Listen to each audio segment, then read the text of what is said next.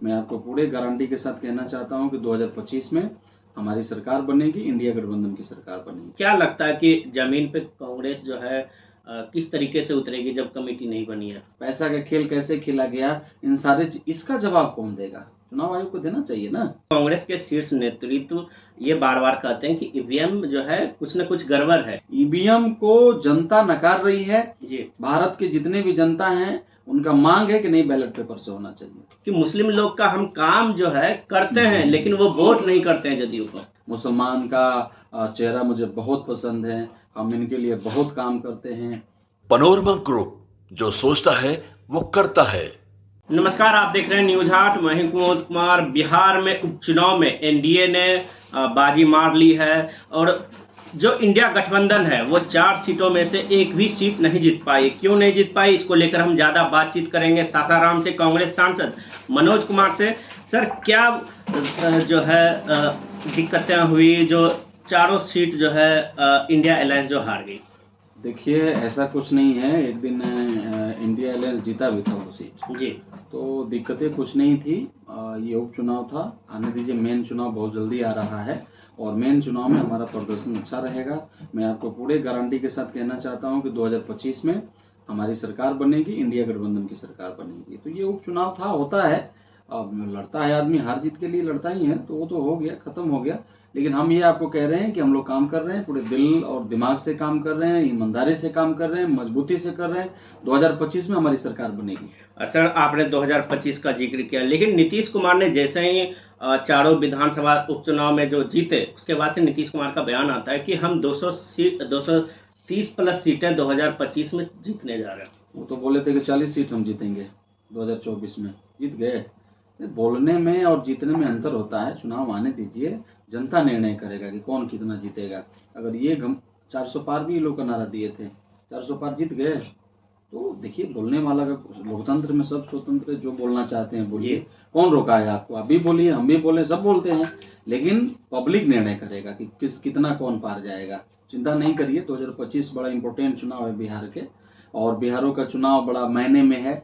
बड़े तादाद में बेरोजगारी है, शिक्षा का बहुत बुरा हाल है, स्वास्थ्य का बुरा हाल है। तो इन सारे मुद्दों पर कहने का मतलब चुनाव होगा, और इस बार का चुनाव धमाकेदार चुनाव होगा, और इस बार का जनता, बिहार का जनता बहुत बड़ा निर्णय लेगा, परिवर्तन करेगा। और इस बार का जो चुनाव होगा बिहार के लोगों के हित में होगा। बेरोजगार जितने भी हमारे भाई हैं बहन हैं उनके हित में होगा, स्वास्थ्य से जितने लोग बदहाली चल रहे हैं उनके हित में होगा। कहने का मतलब सारा बिहार का जो तस्वीर है ना, वो क्लियर होगा 2025 में। सर, आपने चुनाव का जिक्र किया, लेकिन कांग्रेस की बात करें तो कांग्रेस में जो है सर अभी तक कोई कमेटी नहीं बनी है। क्या लगता है कि जमीन पे कांग्रेस जो है किस तरीके से उतरेगी जब कमेटी नहीं बनी है? कौन कहता है कि बिहार में कांग्रेस की कमेटी नहीं है? पूरे 38 जिला में हमारा जिला प्रेसिडेंट है, ब्लॉक प्रेसिडेंट है। कौन कह रहा है भाई? कहने वाला को कौन रोका है? कहते रहिए, लेकिन हमारी अपनी कमेटी, जो नई कमेटी है वो नहीं बनी है। कौन नई कमेटी नहीं है? सब नई कमेटी है, सब काम कर रहा है। कमेटी को नया पुराना थोड़ी नहीं होता। पहले से हमारे जिला अध्यक्ष हैं, पहले से हमारे कहने का मतलब प्रखंड अध्यक्ष हैं, सब काम कर रहे हैं, हो रहा है काम हम लोगों का। और हम लोग तो 243 सीट पर कहने का मतलब हमारी संगठन काम कर रहा है, हम लोग कर रहे हैं, लगे हुए हैं हम सब लोग।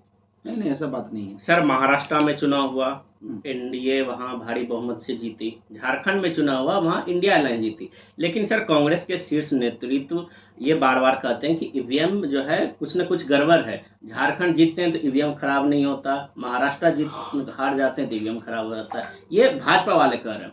देखिए, मैं आपको बताना चाहता हूँ, आपके चैनल के माध्यम से मैं आपको बताना चाहता हूँ कि यहाँ 29 राज्य हैं। हम 29 राज्य जीत जाएं तभी हम कहेंगे कि ईवीएम पर हमारा भरोसा नहीं है, ईवीएम से चुनाव नहीं होना चाहिए। हम आज भी बोल रहे हैं, हम कल भी बोलेंगे। हम झारखंड जीत गए तभी बोल रहे हैं, हम जम्मू कश्मीर हमारा इंडिया अलायंस जीत गया तभी हम बोले, हम हारे तो भी बोले। हम तो हमेशा बोल रहे हैं। ठीक है, अगर आपको लग रहा है कि कहने का मतलब हम झारखंड जीत गए तो नहीं बोले और महाराष्ट्र हार गए तो हम बोल रहे हैं, तो ठीक है, हम झारखंड जीते हैं ना, जम्मू कश्मीर जी 2 आप जीते 2 हम जीते, तब कर दीजिए बैलेट का चुनाव कर दीजिए। आपने देखा होगा चुनाव में, एक न्यूज पर मैं देख रहा था कि किसी व्यक्ति ने चुनाव लड़ा था, उसका परिवार का 3-4 वोट पड़ा था, उसे 2 वोट मिला। बोला मेरा 2 वोट कहाँ चला गया जी? इसका कौन जवाब देगा? 99% बैटरी चार्ज है, इसका कौन जवाब देगा? आप देख रहे हैं कि ईवीएम किसके गाड़ी में मिल रहा है महाराष्ट्र में, पैसा का खेल कैसे खेला गया, इन सारे इसका जवाब कौन देगा? चुनाव आयोग को देना चाहिए ना। तो देखिए, हम तो आज भी बोल रहे हैं, कल भी बोलेंगे, हम जीते या हारे उससे मतलब नहीं है। ईवीएम को जनता नकार रही है। भारत के जितने भी जनता हैं उनका मांग है कि नहीं, बैलेट पेपर से होना चाहिए, तो चुनाव हो, बैलेट पेपर से हो, हमारी ये मांग है, हम लोग मांग रहे हैं, तो बैलेट से क्यों नहीं हो? अच्छा, आप देखिए कि हरियाणा में 72 सीट पर जब पोस्टल बैलेट का काउंटिंग हो रहा है तो 72 सीट पर हम चल रहे हैं। कौन सा ऐसा आप पहाड़ तोड़ दिए कि ईवीएम खोला तो आप चले गए? उस समय आप 8-9 पर चल रहे थे और आप चले गए 49-50 पर, हम चले आए 37 पर। कैसे, क्यों हुआ? तो आप चाहते हैं बैलेट पेपर? हम लोग तो चाहते हैं, हमारे नेता आदरणीय माननीय खड़गे जी, आदरणीय माननीय राहुल जी, हम सब लोग कह रहे हैं कि बैलेट पेपर से चुनाव होना चाहिए। ईवीएम पर अब हमारा भरोसा नहीं है, उठ गया है भरोसा।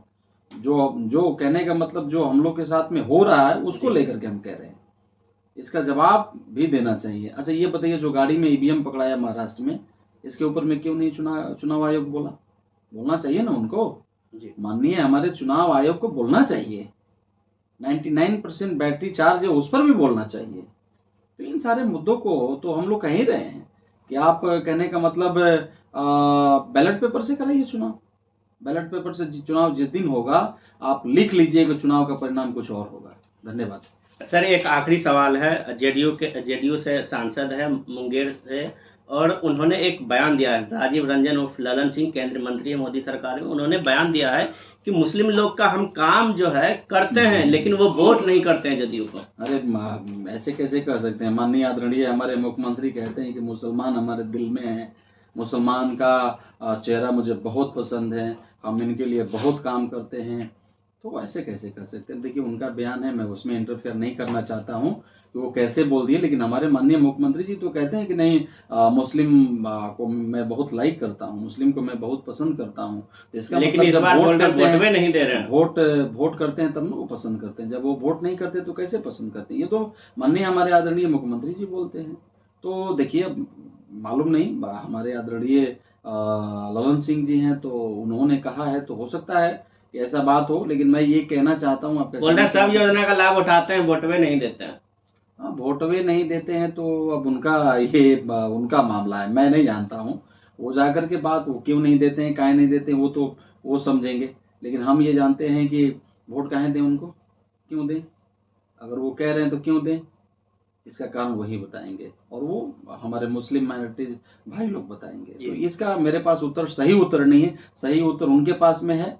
लेकिन मैं इतना बता सकता हूँ कि माननीय मुख्यमंत्री जी तो हमेशा हर मंच पर कहते हैं, बहुत सारा जगह कहते हैं कि माइनॉरिटी से मैं बहुत प्यार करता हूँ, मोहब्बत करता हूँ, मुस्लिम हमारे दिल में रहते हैं। तो ये वो देखता हूँ, मैं बहुत सारे बार मस्जिद में गए हैं, तो जब नहीं मुस्लिम वोट करते तो ये क्यों जाते हैं उनके पास में?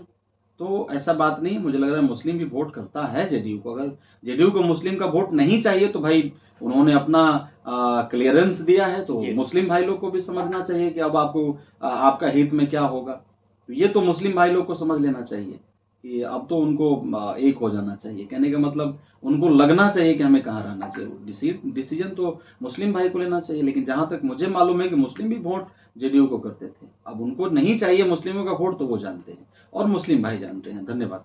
चलिए, ये थे हमारे साथ बातचीत करने के लिए सासाराम से कांग्रेस सांसद मनोज कुमार जी। आप देखते रहे न्यूज़ हाट। धन्यवाद।